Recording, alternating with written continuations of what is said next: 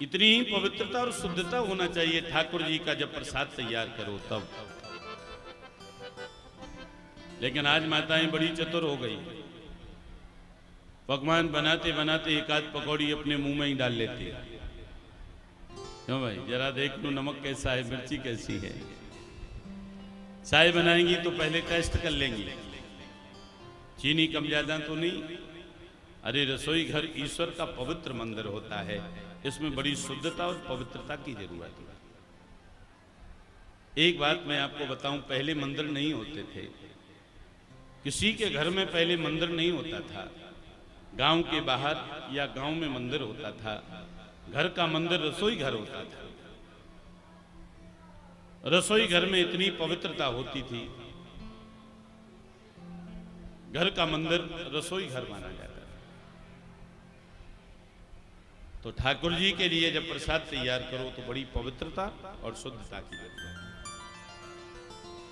अक्सर कथाओं में मैं बोला करता हूं कि हर गृहस्थ व्यक्ति के घर में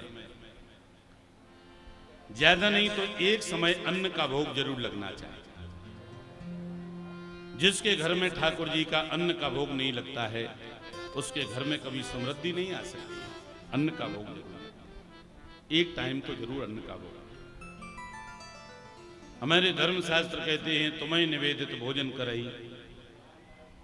हम जो खाते हैं हमें सबसे पहले भगवान को अर्पित करना चाहिए, उसके बाद में हमें कुछ खाना चाहिए। लेकिन हम बड़े चतुर हो गए, हम तरह तरह के पकवान बना बना करके खाते हैं और भगवान को लाई इलायची दाने का भोग लगा देते हैं। ये कहाँ का न्याय है? हम पकवान खाएं और भगवान को लाई इलायची दाने का भोग लगा दें। अच्छी वस्तु भगवान को पसंद है, भगवान खाते नहीं है, खाते उसे हम ही है।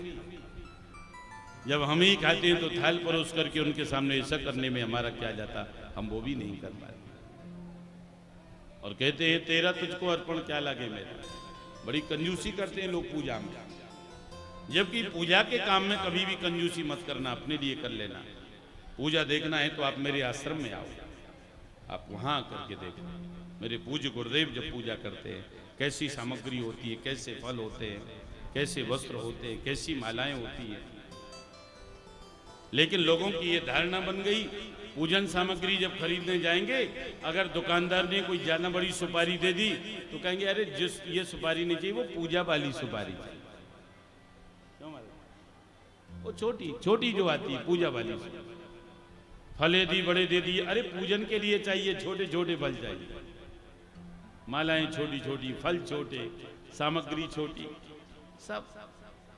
पंडित जी के लिए धोती, अगर दुकानदार ने अच्छी जगह नहीं नहीं अरे पंडित जी को देना है, दे दो, देने के लिए। ऐसी पूजा से कोई फल नहीं मिलने वाला, कितना कितना खर्च हो जाएगा आपका। इसलिए हमेशा पूजा जब करो तो इतने मन से करो, इतनी अच्छी सामग्री हो, आपका भाव बने कि हम पूजा कर रहे हैं। भगवान ऐसी ही पूजा स्वीकार करता है। कथा से ये नहीं, कथा तो हर कोई जानता है।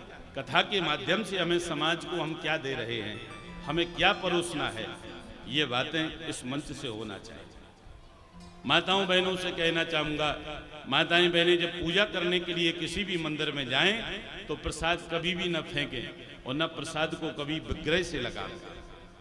हमने देखा महाराज जी, गांव के बाहर जो मंदिर होते ना, जहाँ पे देवी जी के मंदिर हों वहां पर बस माताएं पहुंच जाएं, पुराने विग्रह में देखो इतने बड़े गड्ढे मुंह में दिखाई देंगे माता जी।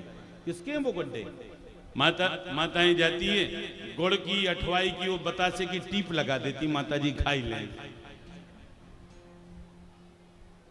माता जी ये सब प्रसाद स्वीकार नहीं करती हैं, ऐसा मत करो भाई। हनुमान जी के मंदिर में जाएंगे, अगरबत्ती लगाएंगे, पहुंच जाएं वहां तक, अगरबत्ती लगाने की जगह न मिले तो कहो हनुमान जी के कान में ही खुर्स दें अगरबत्ती। ऐसी पूजा भगवान कभी स्वीकार नहीं करता। इसलिए हमेशा अच्छा प्रसाद बनाओ, भगवान को अर्पित करो, तुलसी पत्र छोड़ो, भगवान उसे स्वीकार कर लेते। तो भगवान कहते हैं कि इतने प्रकार के पकवान मैया बना रही है, मैया बता नहीं रही किसके लिए, तो नंद बाबा के पास गए और नंद बाबा से कहा, पिताजी कथताम में विदा को अयम